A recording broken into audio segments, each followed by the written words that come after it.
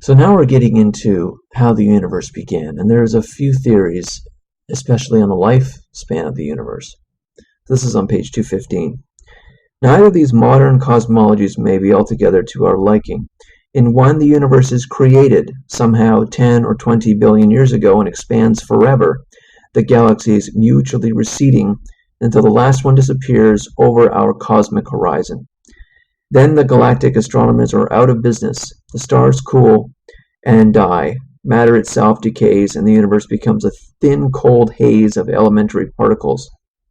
That's one theory. So the universe began somehow, expanded, and continues to expand until heat death. Everything just gets cooled. The suns all die, and then we're left with nothing. Second theory. The oscillating universe. The cosmos has no beginning and no end, and we are in the midst of an infinite cycle of cosmic deaths and rebirths with no information trickling through the cusps of the oscillation. Nothing of the galaxies, stars, planets, life forms, and civilizations evolved in the previous incarnation of the universe oozes into the cusp, flutters past the Big Bang to be known in our present universe. So the second theory is that there's these contractions and expansions and contractions. So we start with a Big Bang, it blows out, starts to settle, everything starts to settle, we get life forming, we get stars forming, stars explode, then eventually life's forming. And then as the universe is expanding, we're getting cooling, and eventually it starts to come back again because stuff's cooled, but gravity starts to pull stuff in. I guess you could say the acceleration by the explosion, the heat, the energy is pushing everything apart. As soon as that energy starts to be not enough, then everything's slowing and stopping, and then it starts to come back because of gravity. It starts to bring everything back, and there's not enough energy to keep exploding. Everything starts to pull in, and then eventually it gets to some kind of very dense, something, and then it blows out again. And the point is that all of these contractions back and forth, nothing has survived in each. There's no remnants, or at least theoretically, there's no remnants of previous blowouts and expansions. It may be very possible that other species have existed in those other universes, I suppose, those other universe creations, however you want to put it, but we would not be able to detect in any way, because matter and energy have been annihilated every time. We would not be able to detect in any way of their presence or what they accomplished, etc. Now, the problem with the second view is that time seems to be completely destroyed, the whole idea of time. Now, our idea of time is always this thing about the sun and light, but time is supposed to be just simply a context in which events occur, and you can use certain events as a relative point to measure other events. Time is not like you can consider time based on just simply light and the sun coming up and all of that. That's a very human, very context-specific use of the word time, but really time without all that stuff. Time is the availability of events to occur not simultaneously. Maybe that's a very technical way of putting time.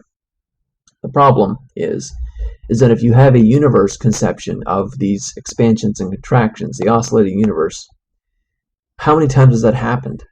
There's no reference point. It seems to be an absurdity, an impossibility. So that's a problem. The concept of time is preserved in the first hypothesis, in which the universe blows out once and then just heat death occurs. But again, you still have to question, well, then how the universe began in the first place? Why all of a sudden was there a core that had a Big Bang? Like, there's no answer to that. What happened before the Big Bang? It's a problem.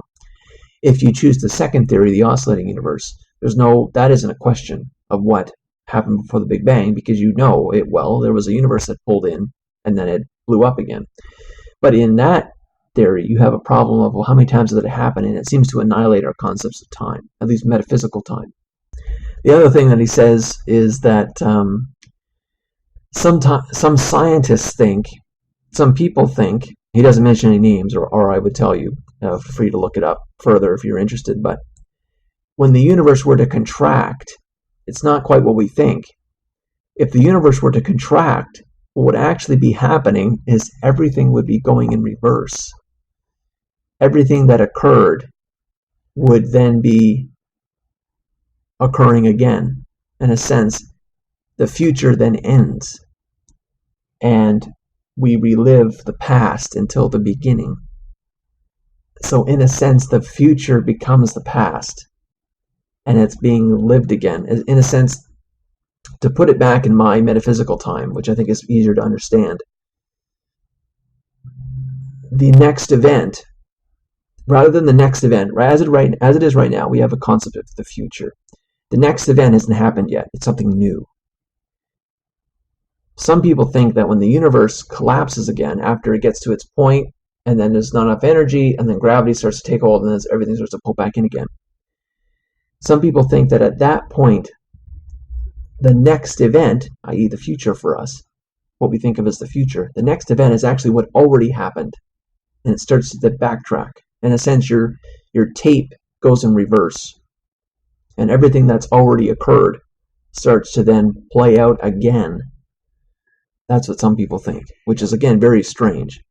I'll just mention briefly on page 217, he references Flatland, which was a great book, and you should read it. It's actually by a 19th century author who posited a two-dimensional universe, two-dimensional world, and people are shapes and they walk around and stuff. I have a review on my channel, so you might want to check that out. But he also talks about third dimensions and fourth dimensions, and what that would look like.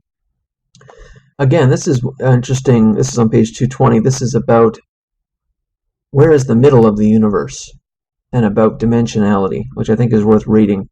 And again, if this is interesting to you, you should read Flatland. Where is the center of the cosmos? Is there an edge to the universe? What lies beyond that? In a two-dimensional universe curved through a third dimension, there is no center, at least not on the surface of the sphere. The center of such a universe is not in that universe. It lies inaccessible in the third dimension inside the sphere. So let me just stop for a second and just explain that. That might be confusing. If you lived on a sphere, you would only know of two dimensions. Just your sphere, just your land. Consider the Earth. We really only consider the Earth, and we don't have any concept of up or down. We are all living on the sphere, but we don't know it's a sphere. We just see our flat land, right? Just like they used to think that the world was flat. Where's the center of where we live? Well, it's not here. It's not on the land. It's actually inside. But we have, as two-dimensional beings, we have no concepts of up or down. So the center of the universe for us, and the edge, there's no edges either. There's no edge to the Earth. There's no stop. That some people thought when the world was flat, they thought there was an end. But truly in a two-dimensional universe, which is impossible, and I talk about that in the Flatland book review I did. In a two-dimensional universe, there is no edges. There is no ending point. The center of it is outside of our universe, which is strange to think about. The same thing may be happening, and I'll continue on in a second here. The same thing may be happening in our three-dimensional view of the universe. The center of the universe may exist, but it may exist in the fourth dimension. And when the universe expands, it's making space. It's making three-dimensional space, but it's coming out of this central point in a fourth dimension that we can't access because we're three-dimensional beings. So let me just continue on. While there is only so much area on the surface of the sphere, there is no edge to this universe. It is finite but unbounded, and the question of what lies beyond is meaningless. Flat creatures cannot on their own escape their two dimensions. Increase all dimensions by one, and you have the situation that may apply to us. The universe as a fourth-dimensional hyposphere with no center and no edge, and nothing beyond. Why do all the galaxies seem to be running away from us? The hypersphere is expanding from a point like a four-dimensional balloon being inflated, creating in every instant more space in the universe. So there's that explanation. So that's a hyposphere. I don't know, I think I might have said hydrosphere earlier, but that's a hyposphere, so you might want to look at that. This next point is weird, but again, it's focusing on this idea of dimensionality and size, maybe would be a good way of putting it. Is there a limit to size? And this is in the case of something small and tiny. This is on page 221. There is, we are told, an infinite hierarchy of universes, so that an elementary particle, such as an electron, in our universe would, if penetrated, reveal itself to be an entire closed universe. Within it, organized into the local equivalent of galaxies and smaller structures, are an immense number of others, much tinier elementary particles, which are themselves universes at the next level, and so on forever, an infinite downward regression, universes within universes endlessly. So, of course, this idea was considered for a long time in terms of, well, we have atoms, which was an ancient Greek idea. Now we found out that the atoms have parts like neutrons and electrons and protons. And then if we start to dissect the neutrons and the protons in the atom, the electrons float around outside of it. If we start to dissect these things, we start to find these quarks, they're called, and there's up quarks and down quarks, or I don't really know any more about that. But how small can we go? Is there a limit to size? There would seem that there must be. It would seem that there must be, because for you to exist at all, you must exist. I talk about this in the Flatland book review. You must exist in 3 dimensions. But for you to exist at all as a piece of matter, you have to have at least some size. So that would seem to place a limit on size. There's no such thing as infinitely small, because you must be able to exist in 3 dimensions. I don't know if that makes the case, but that's my thinking on the subject. There's this idea of there can be an endless regression of size, but I don't see how that's possible, given you must, at least, to exist, for size to have a meaning, and for existence to have a meaning, there must be a limit to how small something can get for it to meet the requirements of 3 dimensions. That's my thinking on that.